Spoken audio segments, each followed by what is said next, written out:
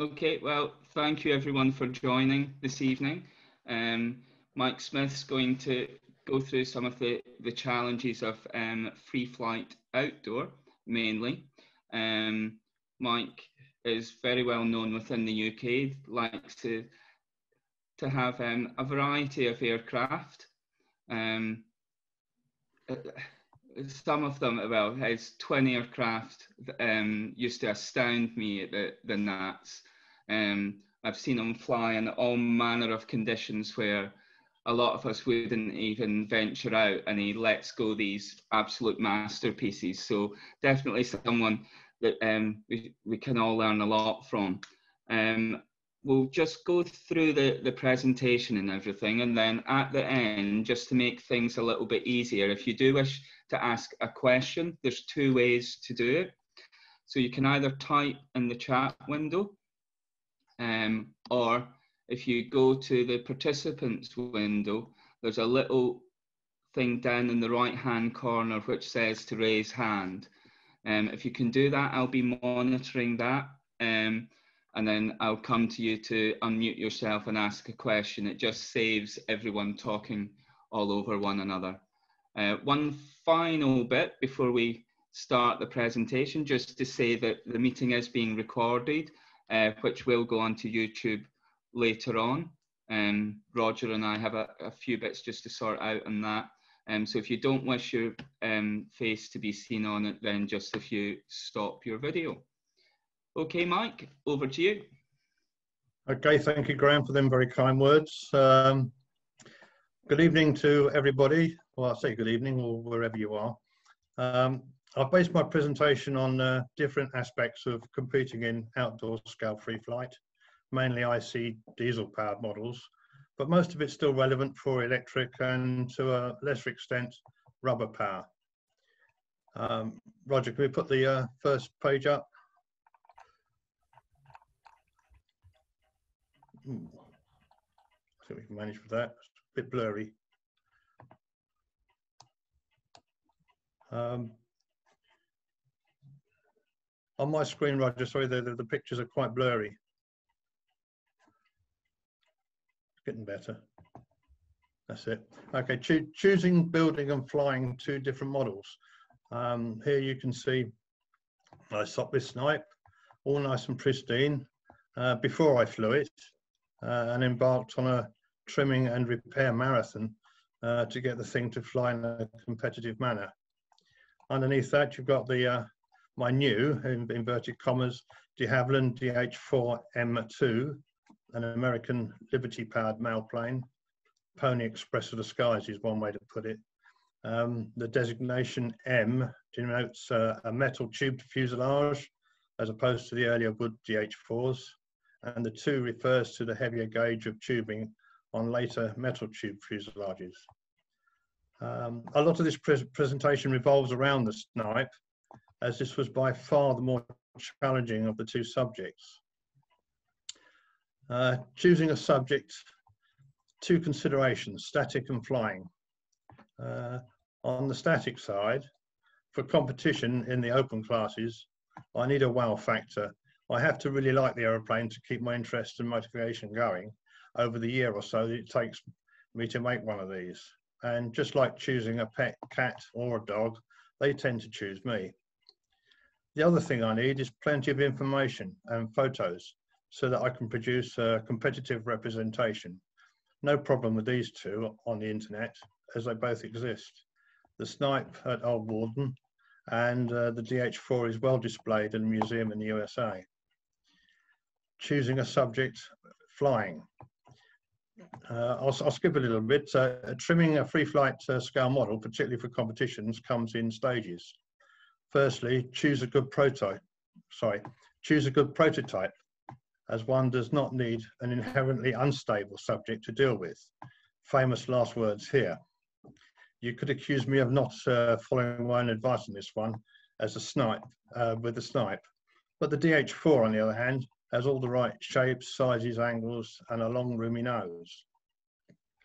Second is to get the thing to fly in a safe and reasonably stable manner. And third, and a little trickier here, is to fine-tune the model's flight pattern to replicate the flight of the real thing. What does one need to achieve a good flight score? In outdoor competition, an IC model usually has to fly for 30 seconds to qualify. I aim for around 45 seconds to show what it can do. This does not sound much, but it can travel an awful long way in this time, and my legs not quite what they were at retrieving.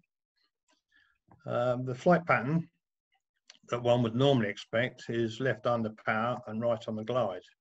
I try to achieve this left pattern, as the transition from power to glide is much smoother. The model does not have to change its angle of bank and turn, and therefore tends not to stall or dive in the transition. The video of the snipe that we will show at the end will show this to good effect. There are 6 flying phases that the model is judged on. Take off, straight and of the right length for the subject. Initial climb, not too steep, and without a stall to settle into the cruise. The cruise, main part of the flight, the model should be stable and fly in wide circles, usually left-handed, and the right scale speed. It should also recover well if the flight pattern is upset for any reason. Then you have the transition to descend. When the fuel runs out, the model should continue in a stable pattern with no stall or dive into the glide. Descent and landing approach. Smooth and steady glide. You can expect a high rate of sink owing to the weight and drag. The landing is not marked because obviously you don't know where it's going to land. The realism of the model. Throughout the flight, does the model represent a good overall impression of the real thing in the air? Now coming to the build. First pictures is of the snipe. The fuselage is slightly incomplete here, not having the stringers fitted, but the wings and tail surfaces are complete, along with the hours I seem to spend bashing out that cowling on the front there. Both models are built in a traditional, well-established method for this type of model, as per the teachings of Eric Coates in his scale column in the Aero Modeler in the early 70s.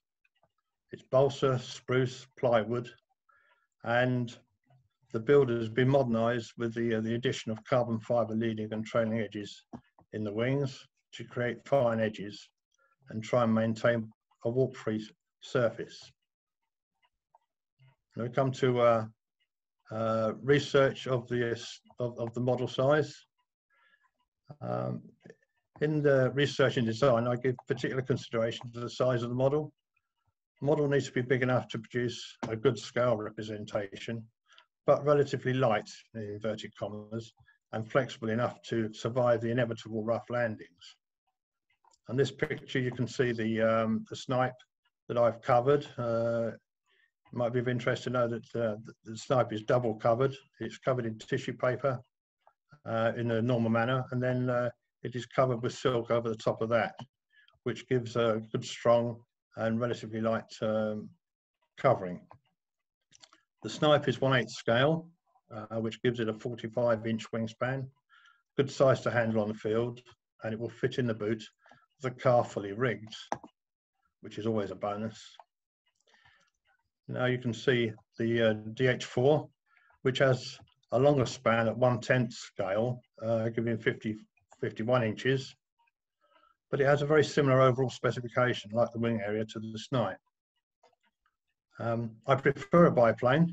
The grandchildren very kindly call it Grandad's four-winger, and they're not wrong there. There's plenty of wing area to hold the model up in the air and keep the wing loading down. Size of the tail surfaces, too small, and they have insufficient control, and conversely, if they're too big, then they are difficult to set correctly and can be too powerful. Weight of the models was estimated at a target of 35 ounces, about a kilo. This would give a wing loading of 8 ounces to the square foot. The modern term in the BMFA rules of square decimeters confused me somewhat until I eventually worked out that, by rule of thumb, a square foot is loosely equal to 9 square decimeters. for those like me that cannot get their heads around this, I draw a square, a foot square, and draw 2 vertical lines and 2 horizontal lines, as if playing crisscross quiz or tic-tac-toe, you know, over the water. And that should give you a relative solution to the conversion of imperial to metric. It did it for me anyway. Further up, that's it. Here we've got the basic fuselage of the Snipe. On the front, on a commercial mount, is an ideal engine for this type of model, the Mills 1.3 diesel. Very easy to start, adjust, and with a long stroke for 9 to 10 inch prop to clear the cowling and still have enough draft to power the model. The engine in this photo I have used for nearly all my competition models. That's 2 Martin side elephants, a Sopwith Dove and the Snipe, and now the DH4. I was fortunate enough to purchase it from the estate of the late Eric Coates. So it has plenty of provenance and might appear on the Antiques Roadshow long after I'm God. It must be worth a few bob by now. The Snipe's engine was initially set with 2 degrees of right side thrust to counter the torque of the propeller and 7 degrees of down thrust to prevent stalling under power. A lot more down thrust was needed in the end. The DH4 has a lot less due to the long nose, 5 degrees of down and 1.5 degrees right side thrust. Next photo. Here we have the compost bin trying to pretend it's a Dalek, but on both models, the decollage was set at 3 degrees, the tailplane at 0 degrees to the datum line, and the wings had a positive angle of 3 degrees. The next photograph, Roger, that's it. So just as a bit of background, Mike, when was it you first started flying in free flight models then, and when did you get into scale? I started when I was a teenager at home with mum and dad. Usual sort of story, kill craft, this and better and that. But the scale thing didn't start until I started buying aero modelers. And again, like I mentioned earlier, got really interested in Eric Coates' presentations in the aero modeler. Once I'd read that and got enthused, I've done that ever since. And I'll say my presentation a little later on. The models are still almost the same as what he designed. Same aeroplane, but different shape. And I've only taken up radio in the last 5 years, and that's just because my club field is rather small. And now the powers that be decided to put a solar farm right the way around it. So we were right. So it's RC or nothing. Yeah, because I think. Sorry if I'm jumping into something that you're going to say later, but one of the first aircraft I saw you with was the Martin side elephant. Yeah, that was my first competition scale model. Nice flyer. It really did go very, very well. I built 2 of them in the end. The first one was good, but the second one I made a little better statically. But that lasted until something like 4 years ago when I wrote it off at Barston Heath by crashing into the Perry-Tack. But it did last very, very well. Right, the only way I can do this is to have it like this. So we're going to have to do it like this, I'm afraid. Okay. Right, thanks, Roger. Well, that's better, isn't it? There we go, Mike. Okay, so where are we? I'm lost. On the Dalek.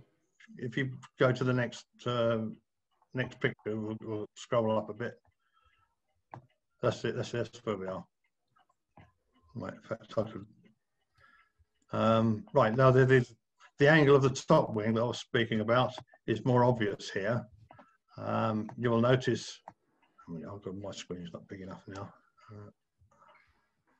That's better. You'll notice that the bracing on the cabane is relatively substantial. This part of the model takes huge shear and twist loads in a less than perfect landing. So I'll beef it up and make the whole cabane arrangement strong, as breakages here are a real problem to fix. Scroll the next one up, please, Roger.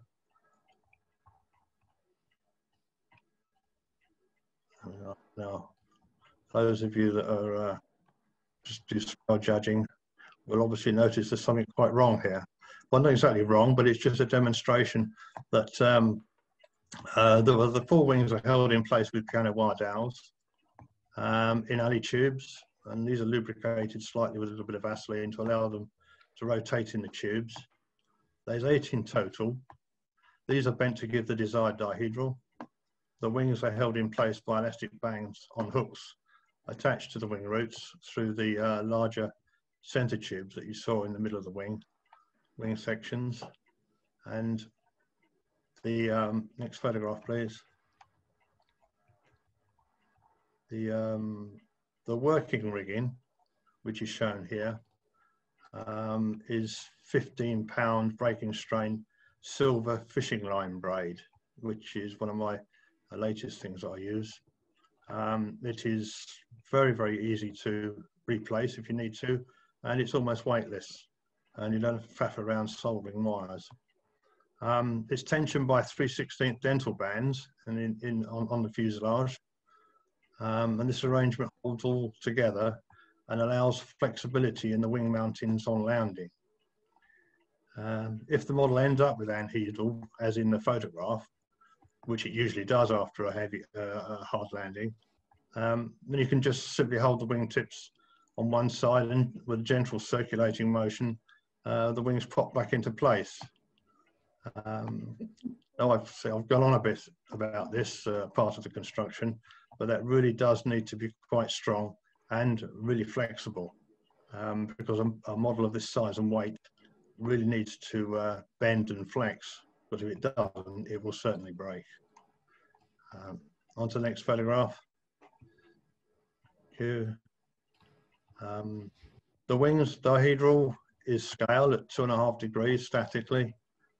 There is a very slight increase in flight as the wing dowels flex under the weight of the model and the lift from the wings. This adds to the stability of the model without being too obvious. And next picture, please. I've got a headline that says "so far so good," and this is where it starts to get a bit touchy. There is a very big but, and this was the challenge with the Snipe.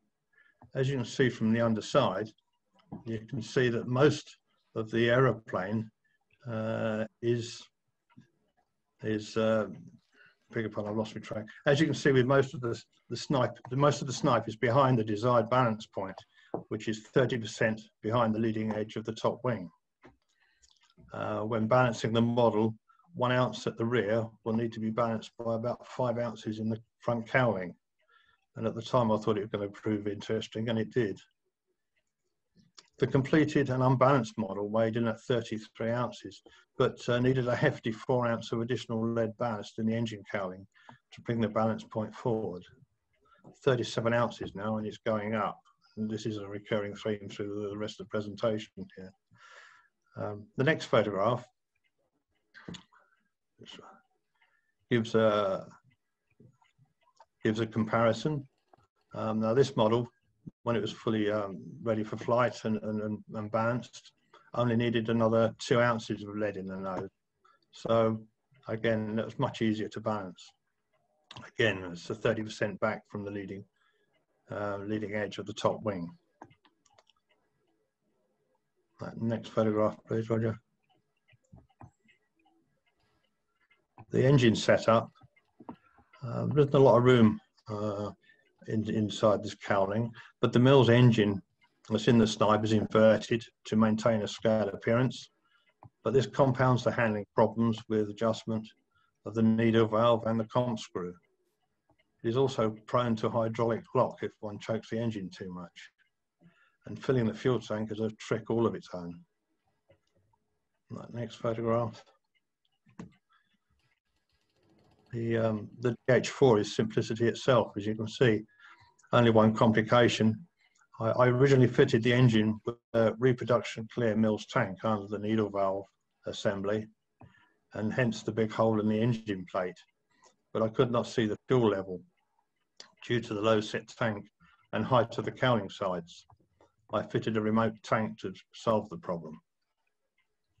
The engine revs need to be easily adjusted with the compression screw, not with the needle valve, and from about half power to full speed. Next picture, please, Roger. I use a simple tool for this to keep my fingers out of the way of the prop. It's not too much of a problem with the DH4, but your fingers get extremely close on the snipe, I can assure you. The engine rev control is vital and involves a gradual increase in power for each progressive trimming flight. We do not want to wreck a year's work with one over-enthused engine run. The ideal situation is to match the size and weight of the model so that it flies perfectly on full power and with a slightly oversized propeller or a little undercompressed. This leaves something in hand as the model gets heavier over time. Various repairs and whatever will add on weight.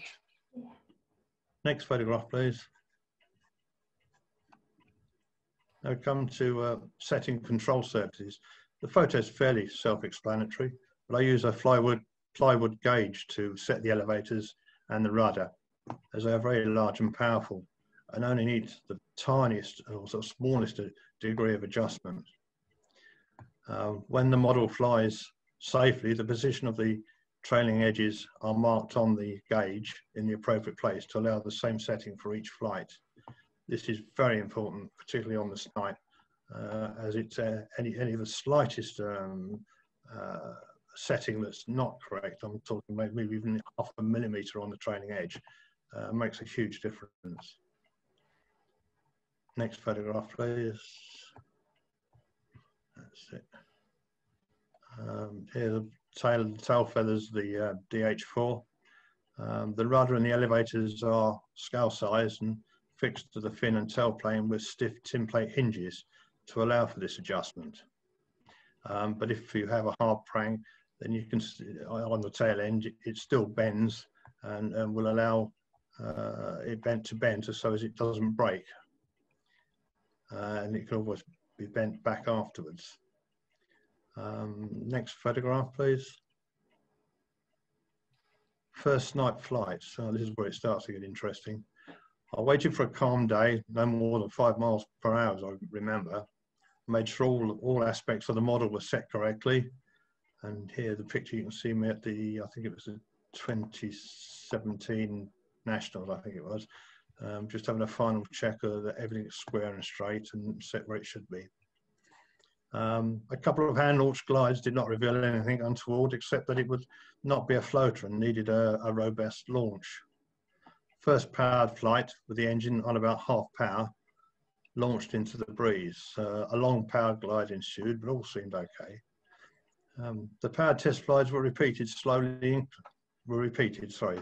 increasing the speed of the engine for each flight and tweaking the elevators and rudder to suit. Eventually the model held its height in a large left-hand circle, and I was very happy with that. But unfortunately, the glide was still worryingly steep. A little up elevator to counter this made the model buck like a Bronco under power, so I added a little more down thrust to the engine. The glide was still a little steep, but it was improving. Really, had a lot.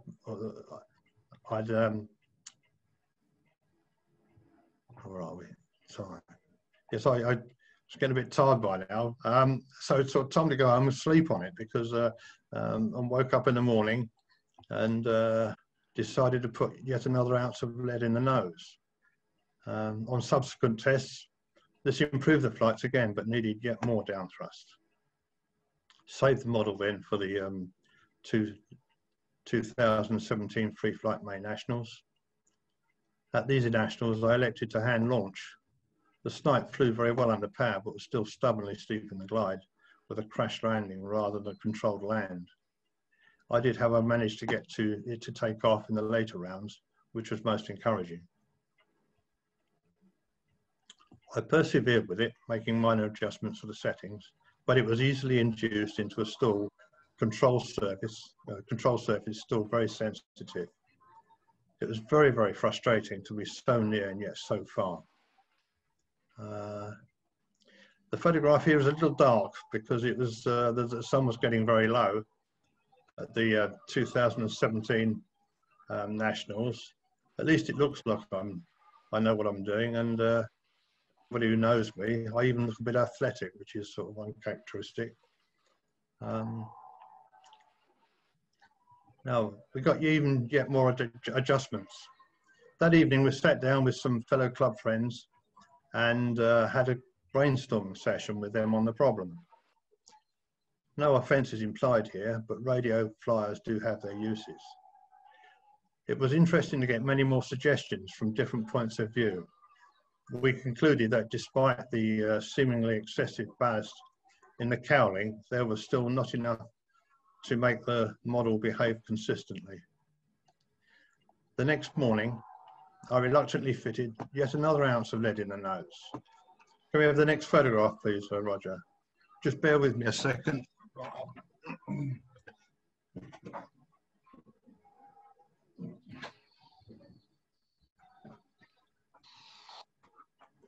Sorry about that, my tablet alarm going off. Next photograph, please, Roger.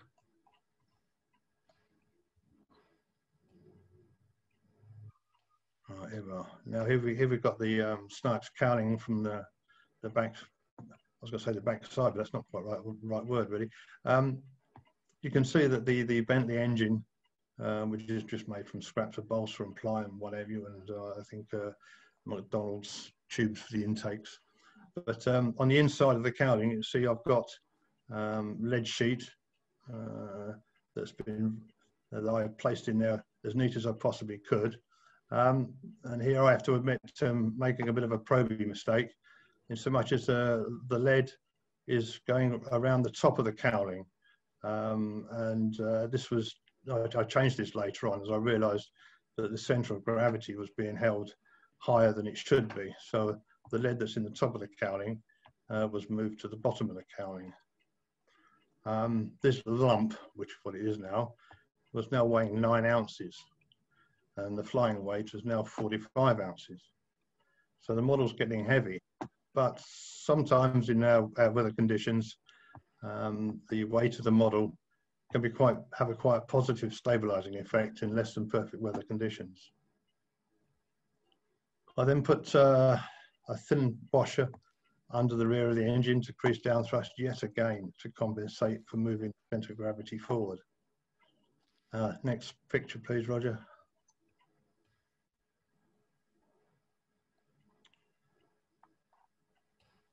Right, this one I've included, it's on the dining room table, but I put the white paper behind it to demonstrate the angle of the propeller, which really is getting quite bizarre almost. But it had to be that much to make it fly. Next photograph. Again, you can see that the engine crankshaft is, well, it's almost coming out the side of the engine. But to give you some idea of just how far I had to go to get it to fly. When I was at the Nationals, the next evening was very good again. I hand-launched the Snipe into a slight breeze and it performed an almost faultless flight pattern. Eureka moment almost, so I was well pleased. To my surprise and relief, the next flight was very similar. So job done at last. I had a smile from ear to ear. I slept well that night after all the troubles I had. Next photograph, please.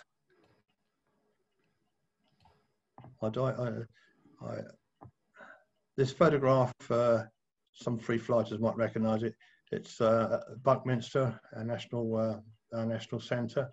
This was back in 2017, and you can see the state of the grass. Well, there isn't any, and it was on one of those roasting hot days in the summer.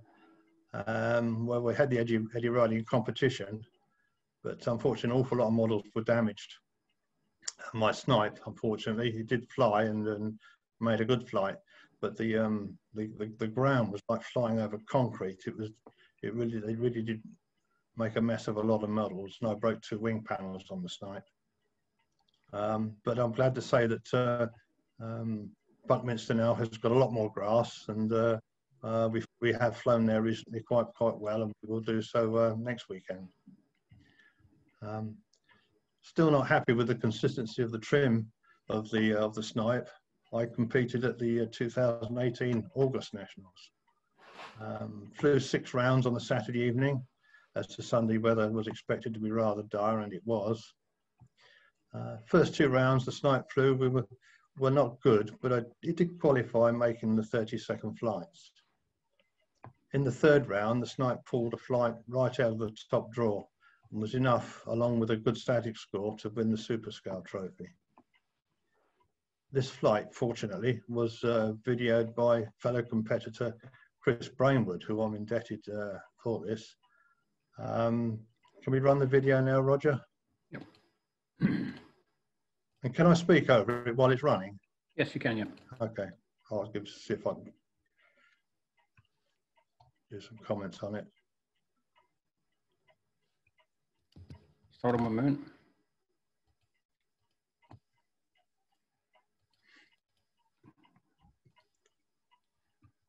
You'll have to pretend that I've started the engine and I've tuned it as far as I can to get as much effort out of the engine as I can, because it starts rather promptly. Start on 1 moment.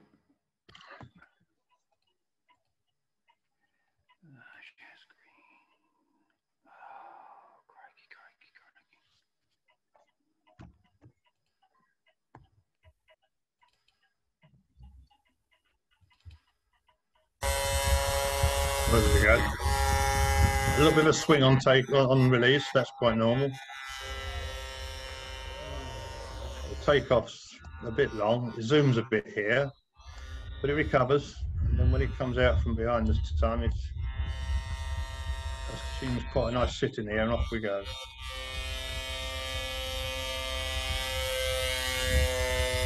Over the judges is always quite good.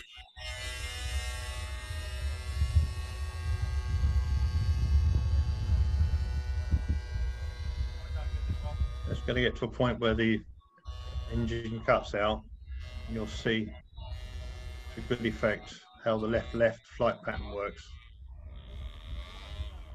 There it goes.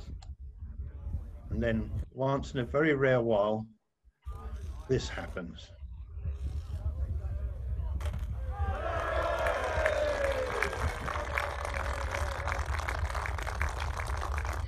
It makes me chuckle every time I watch that. I think it's been about several thousand views on YouTube, and I've done most of them. Next photograph, please, Roger.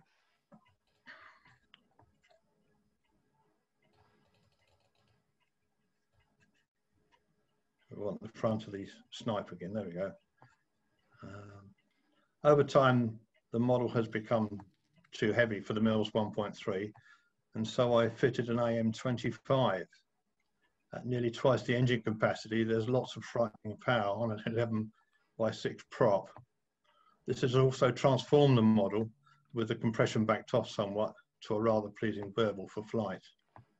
The Snipe has a second lease of life as my reserve model, and for when I want to fly in poorer weather.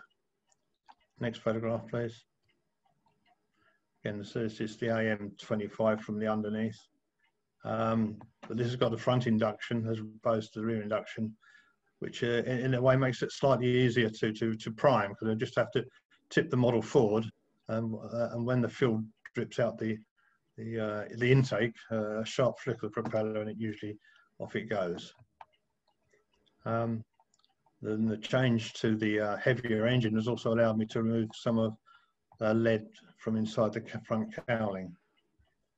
The DH4 has been complete and ready to fly for nearly a year, but with winter and now the COVID situation, I was unable to test and trim the model. I do not have a field available to fly free flight, so I took advantage of the Buckminster site on a Monday, which has free flight priority day, a few weeks ago. The trimming process was conducted over 2 visits in a similar manner to the Snipe, but a lot more straightforward. Power flights were initially good, but it was easily induced into a stall. The glide was very good, being flat and slow. I fitted two 0.6mm washers under the rear of the engine so that the down thrust was increased to 4 degrees. With the elevators on neutral and just a smidgen of right rudder that was barely noticeable, the model flew a good pattern with a small amount of porpoising under power. I fitted thicker washers to the rear of the engine, only 0.8mm this time. This does not sound a lot of difference, but was noticeable at the propeller angle that was now at 5 degrees. I made a few more flights to ensure safe flying, and it will take quite a few more flights to get the scale presentation in the air good enough. It only took a couple of hours overall, instead of the many months like the Snipe. So to conclude, I would like to advise anyone to choose a suitable model and persevere with it. Be persistent if at first your model does not perform well. Use the experience of others, even if their suggestions seem bizarre, as it will stimulate the little grey cells, and hopefully you will work your way to a solution as I did.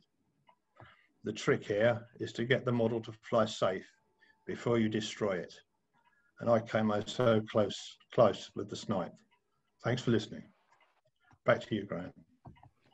Oh, thanks very much, Mike. I mean, even although I've been around the Nationals for over 20 years now, there's a lot in there that I didn't realise went into a diesel-powered aircraft, and I'm sure the majority of people won't have any comprehension of it, but I must admit I've watched that video quite a few times as well, and it's one which I use when I'm travelling around the world, speaking with people and sort of showing the different aspects of free flight. I always pick that one to go to. So yeah, I'm maybe not watched it as many times as you though. Yes, I have cranked them up. There we go. Yeah. First, there's a few people, so I'm creating a list. As I say, either type your question in the chat window or in participants if you raise your hand. So we'll go to Mr. Sefton first, and then after that to Gert in Holland. Thanks, Graham. Few questions, Mike. A couple of them will be quite easy to answer. First one is, when you set your wings incidents on a biplane, do you set them both the same, or do you favour one or the other to have slightly more incidents? I always set them the same. Now, I know that some modelers do set the lower wing at a lesser incidence, but no, always the same. Yeah, I always set them the same on mine, but I was just interested to see what you did. Next one, you said on the Mills 1.3 you use a 9 or 10 inch prop. What pitch do you use? 9 inch, I use a 4 inch pitch. On the 10, which is an old flight, what do I use on there? 10 by 3.5 usually for the larger one.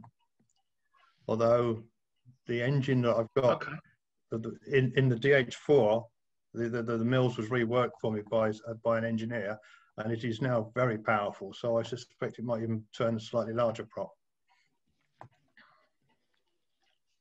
Okay. And finally, some of my colleagues have been testing out various silks and various tissues for silk on tissues. So could you tell us what tissue you use, what silk you use, and what technique you use to get the silk onto the tissue, please? Well, if you've got another That's the hour, final question, by the way. If you've got another hour, maybe. It shouldn't take you more than half an hour to go through that. I'm not going to tell you anything because these are trade secrets. Go away. That's why I'm asking them. I've used a mixture. The silk as light as you can get it. We used to use a Saki silk, which is no longer available, unfortunately, but the silk is as light as you can get it. It is available on the internet through various means. The tissue paper, I hate using lightweight Jap tissue. I can never sort of manage to work it, so I use medium. But again, I keep changing. The DH4 is covered in heavyweight Jap tissue and then silk over the top of that. and the tail surfaces are double covered with lightweight jack. Now I do that, I get the grain to be at 90 degrees, so it comes out very strong, and it is very light, relatively speaking. The tissue paper is put on in a very traditional manner, and water shrunk or steam shrunk. I use 50-50 dope thinners, shrinking dope that is, just one coat. Then all the rest of the coats, I use banana oil, but it doesn't shrink anymore. Once you've got enough tension in the covering, you don't need it to get any tighter, otherwise warps creep in. So the banana oil does the job there for me. And then the silk goes over the top of that using wallpaper paste in a normal sort of consistency. And then once that's on and dried out, you give as many coats of dope or non-shrinking or banana oil again to make a nice nice surface texture. And then you know when you put the silk on, do you put the wallpaper paste onto the tissue and then lay the silk on top, or do you lay the silk on dry? No, you've got to put the silk on dry, because if you try it the other way around, it's impossible. So you lay the silk over the tissue paper, and there's a certain amount of static will hold the silk in place, and then you just brush the wallpaper paste through the silk, starting in the centre and slowly work out to the outside edges. That's brilliant. Thank you very much. Okay, thanks, Mike. Paul Richard asked a similar. Okay. Sorry? I said the check's in the post. I'm going on mute now. Paul Rich has asked a similar question. So, Paul, if you could just confirm that your question's been answered there. Then we're going to Gert, where I think one of his questions has been answered. And then after that, to George, and then Doug Hunt. So, Gert, do you want to? Yeah, thanks. Yeah, I had the same question basically about the both wings, whether you would set them at the same angle of attack. So that's answered. Then another question. Well, I do appreciate that you're using like a Mills 1.3 engine. Would you happen to know like a comparable size electric motor, or recommend something similar that you should be able to use on a model the size of the Snipe or the DH4? It's a very good question, and the short answer is no. Technically, I'm not quite sure what the power of motors, the electric motors are, but essentially I've got my handy page 0400. The only criteria I used was the motor fits inside the cowling. I mean, and that's it, because it's a brushless motor. If there's not enough power, you can put another cell in, because I know they do run on quite a bit more power than I need. But I couldn't technically tell you what wattage or whatever the motor would be. I'm sorry. Okay, no problem. Thanks for answering. George? Just to understand, you said the same angle on both wings, so 3 degrees on the wings and 0 on the tail. Yeah, 0 on the tail and 3 degrees on both the wings. And I cannot say I'm an expert, but I think it's a bit too much. I don't know what the experience of others is. I was supposed, or I have in my head something like 3 degrees total for both wings. Let's say 1 and 2 or 2 and 1. There are also some different opinions that I don't know. I've never set them any different. I had I forget the name of it now. But the incidence on the main wings was 5 degrees, and on the tail plane I had to set that at 2, so to bring it back to 3. But I've always set them at 3. And they seem to fly. It might be one of the reasons why I seem to need quite a bit of down thrust. So that is something perhaps I can look at for a future model. Okay. Over to Doug. Hi, Mike. Enjoyed that. Very informative. Couple of questions. On the issue of needing all of that down thrust, when you swap the motor to the AM, that looked as if it needed less down thrust and side thrust. It sat in the cowling more directly, more straight on. Is that right? Or is that a visual oddity? I think it's possibly a visual thing, because it is, I did, I'm just trying to think what I did. Yeah, as far as it's all set up exactly the same. Right. But I think it might be just a visual thing because the crankshaft is a lot further outside the cowling, and it might be to do with the angle. But I didn't change any of the settings. Yeah, I see. The more interesting thing actually is, and we haven't tried it, so we don't know. But with all that down thrust, do you think that the use of a lifting tail might have helped? Good question. Yeah, I know. I've never used one. No. No, I can't answer your question, I'm afraid, because I've never used one on a scale model. I've always used the scale profile. Yeah. Okay. That's all from me. Thanks, Doug. Andy, were you going to respond to that quickly, bring in your aerodynamics there? Sorry, and then we'll go across to Dave Robinson. Yeah, but very quickly, there's two things that brought up what I call warning flags. I'll go with the latter first. Lifting tail. If you look at all the 50s models, they have lifting tails, but enormous tailplanes. When we fly a scale model, then we give it décollage. We give the wing a positive instance and the tailplane a negative instance, effectively. And what we have is an airplane where the tail lifts downwards in order to balance the pitching moment for the wing, because we put up elevator on it to make them fly effectively. So if you put a lifting tail on, you're working the tailplane aerodynamically in the wrong direction. What you should really do is put a lifting tail that lifts downward, that has the fat bit downwards, not the fat bit on top. And the reason 1950s models, scale models, had large tailplanes is because they put lifting tails on them, which are less efficient than a non-lifting tail, and therefore you need a bigger tailplane for it to fly stably. That's an aerodynamicist's thought on lifting tails. They don't work. They're not good. You can put them on duration models with big tailplanes, but models with small tailplanes, such as the scale models, they don't work.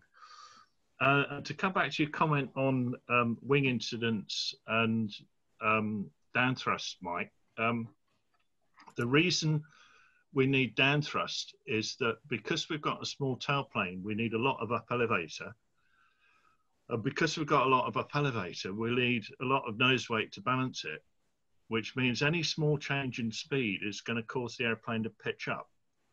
It's not the fact that you've got the rigging incidence of the wing. You could put the wing incidence at 0 degrees and you'd still need down thrust. Or you can put it at 10 degrees, but with 10 degrees on the wing, you'd need 7 degrees on the tail. And then you'd need a bit of up thrust on the engine. But the thrust line relative to the wings is going to be the same because of the stability caused by the forward CG and the up elevator. That sounds reasonable to me. I'm just making sure. No, I'm just making sure you knew what you're talking about. Well, I think I do.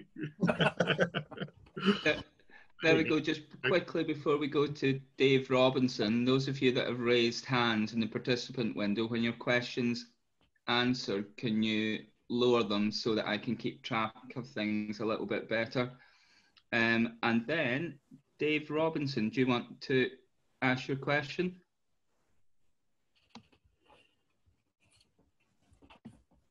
Or I can ask it for you. So basically, Mike, Dave's asking, when viewed from the front, how do you create the engine view with consideration for the scale view compared to the requirement for cooling? Does it matter that the engine is visible? I suppose from a static point of view, it does matter. because obviously you've got a model engine there instead of the real a copy of the real thing.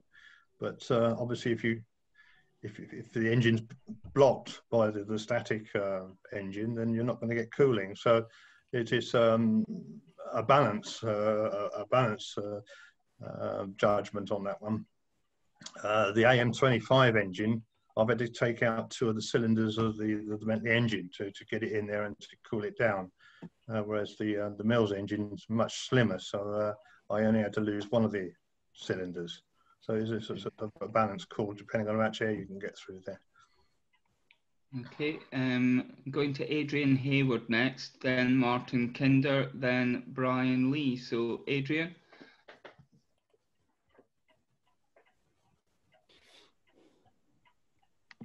You there, Adrian? The question is, obviously with the Mills and that, they are vintage engines. Are they always in vogue? Are there modern engines that can do a similar job? Or is it just the long stroke that makes them so attractive? It's the long stroke that makes them attractive, because invariably you've got a very large cowling to for the propeller to create a draft path. Having said that, I've used AM10, AM15s, and a PAW 1.5 in the past, because they're much more powerful engines, so are able to turn the propeller. So yes, you can use a more modern. I say modern. I mean, an AM or a PAW is not exactly modern, is it? But they've been around a while. You would prefer the bigger prop, slower RPM? Yes, yes, that would be preferable. Interesting. Okay, Martin Kinder, you've got a comment on the electric comparison.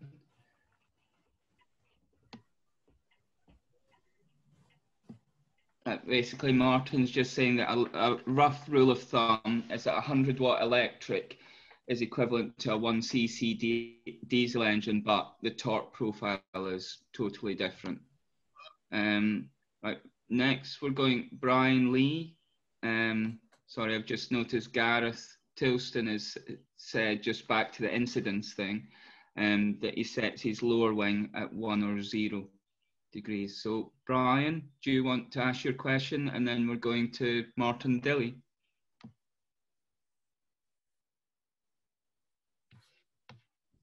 Do you want to unmute yourself, Brian? I did see you there. I've got 3 different. Oh, you just need to unmute yourself, Brian. There we go. Okay, right. Mike, have you got a brand name for the silver fishing braid that you use? I don't have one off the top of my head, but I bought it off a very well-known website, shopping, what do you call it? eBay then. It took some searching for silver, because most of them are brown and green, like camouflage colours, but I did manage to get the silver. Right, okay, I'll have to Google it and find it. Yeah, okay, thanks for that. Martin Dilly.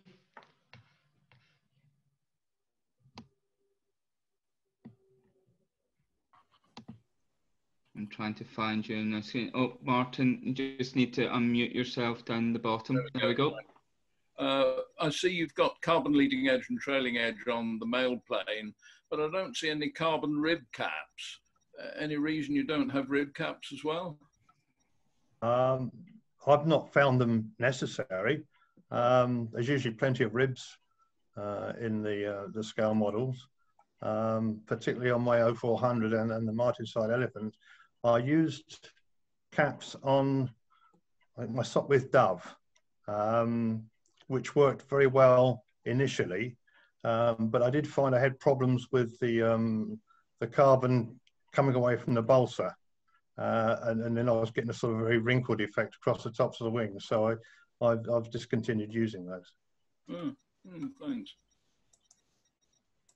Another question from Martin Kinder. I'll hand that over to, although I'm a static judge, I'll hand it over to one of the others. He's saying, bearing in mind that free flight scale models are smaller than their IC counterparts, are there any significant differences in static or fidelity to scale judging?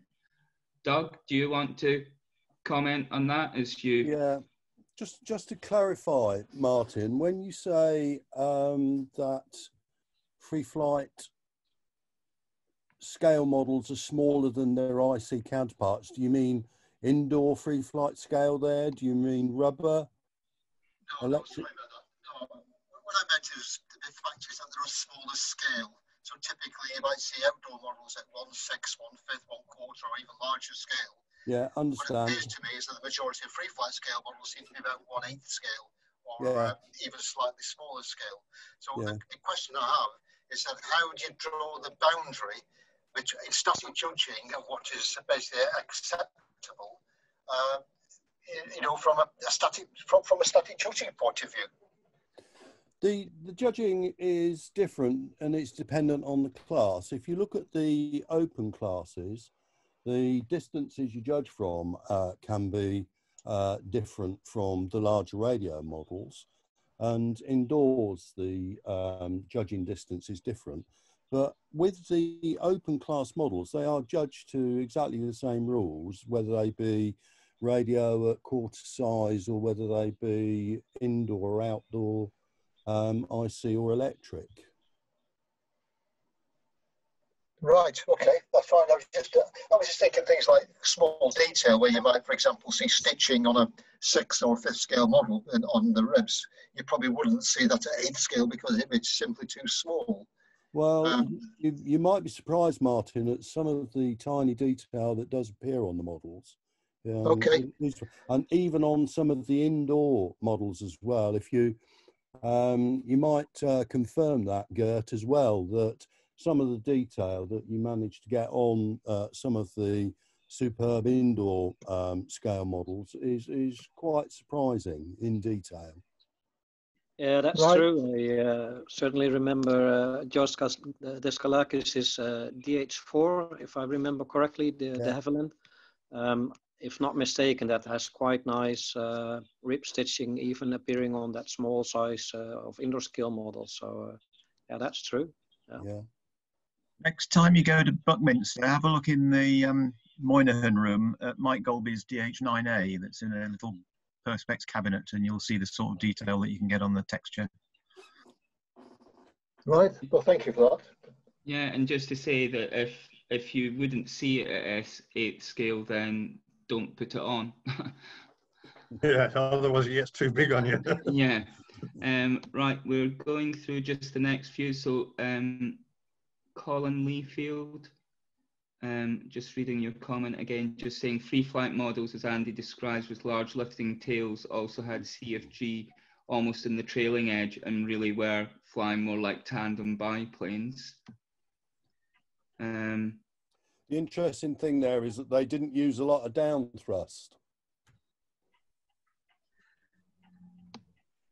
Andy Bowman, Mr. Fire Tablet on this. Do you want to unmute yourself?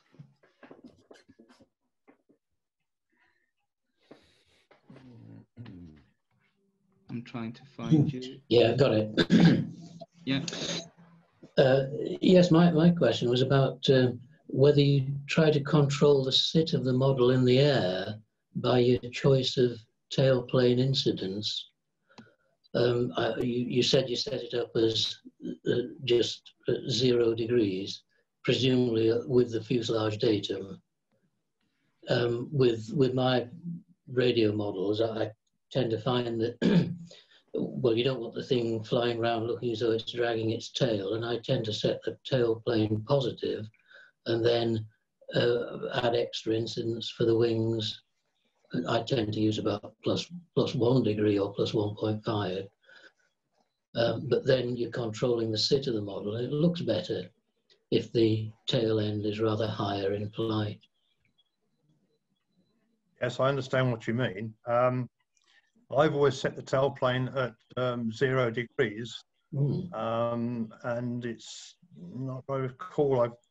I have one that's just, like you say, dragged its tail, and it's sort of sit in the air. The Snipe in that video particularly has a very nice sit. and that's set at 0 degrees on the tail plane. So I've never come across the problem of it doesn't look right flying in the air. Mm-hmm. Oh, comment there, Graham. Sorry, Doug.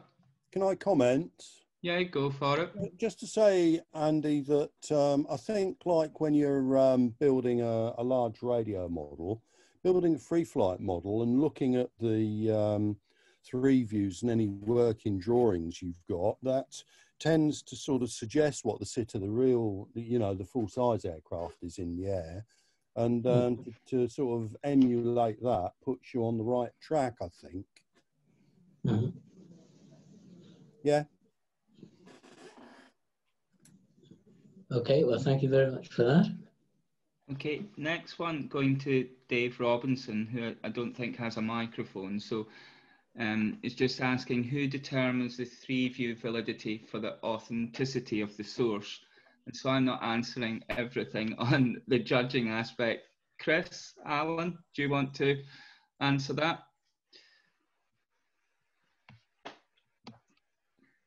Yeah. Put him on the spot. See there. Yep. Thanks, Chris.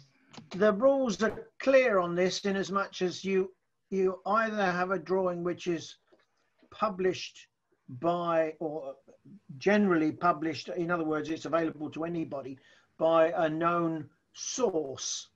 And that could be any of the aviation publications, any of the modeling magazines. If you have drawn it yourself or you've extensively modified it, you can get your drawing, and I can't speak for other countries, but in the UK, you can get your drawing authorized by the BMFA. And we have nominated individuals nominated by the STC to do that work. And I've done quite a few over the years, and it's not a difficult job. It just requires that the person who produces the drawings sends or hands the drawings with their own supporting evidence, and that could be photographs or it could be other drawings, so that whoever's making the assessment has all the information available. And then it's really just a case of doing a few measurement checks, and you can generally do the job in a couple of hours with a pair of dividers and a simple scale rule. And then the drawing gets signed and stamped by the BMFA through the auspices of the STC, I hasten to add, because it's purely a scale issue, so it's dealt with by the Scale Tech Committee and not the BMFA General Council.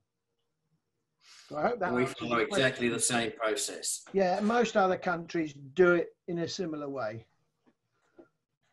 So if you've got a drawing of an aeroplane that you want, that you've drawn up yourself, that you want authorized, then you contact the STC and we'll sort it out for you. Oh, Paul, do you want to comment anything as chairman of the subcommittee? You agree with everything Chris says? Oh, you just need to... I'm just looking on it, yeah. When it comes to free flight, I just listening and learn. But yeah, I mean, everything that Chris said there is spot on. One thing that I would say that you do need to do is, if you're presenting a 3-view which you've cut up, well, like into each of the views for a separate sheet, it is always useful just to prove the source. So if you have the original book as the reference, that's always good too. Then the judge can't question you. Adrian, you've got another question? Yeah, it's just on the free flight scale side of thing. Is there a size of bubble that would be considered too big? I say that again, sorry, I didn't catch it. With the free flight, I remember years ago I had a free flight Chipmunk, about 50-inch wingspan with an ED comp special in it. Is something of that size now competitive? Because I've seen what I've seen, they seem to be a lot smaller these days. Well, it's as far as I'm concerned, that sort of size will be really stretching the limits. My DH4's 51-inch span, but it's only got a 1.5cc engine in it, well, 1.3cc engine. There are rules that are your two-stroke engine, I think, is 2.cc maximum. But from a practical point of view, that's getting fairly heavy and not difficult, but unwieldy to work with, I should think. Right. Okay. I'll just think of aircraft wing loading. And the wing loading it could be a problem with a monoplane. But the whole thing is getting heavier and heavier, so the landings are getting more and more iffy. So there's a lot more impetus to break your model. Yeah. Okay. Good thoughts. Thank you. Just checking quickly, Martin Dilly, your hand's still raised. Did you have another question? No, perfect. Thank you. Just making sure I didn't miss you. And then George, over to you. Just out of curiosity, are there any modern diesel engines available, or is it just the older ones that you search for diesel line?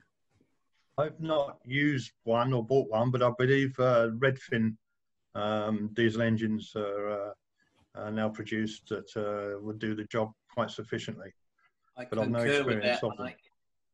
I've used them and they're very good and actually have quite a bit more power than an average Mills. Your Mills has clearly been breathed on. Yes, it has. And when I bought it from Eric Coates' estate, it was always a very powerful engine, and now it's been reworked for me. It's even more powerful. So it is quite sprightly. Are PAW still going? Yes, they are. Yes. You can get almost anything you want and have anything almost done to them as well.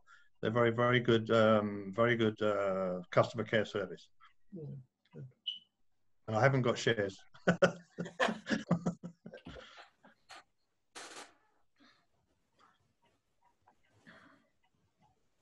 Okay, are there any more questions? Just going through participant window, all free, and there doesn't seem to be anything more there. Well, thank you very much, Mike, for that. Very informative.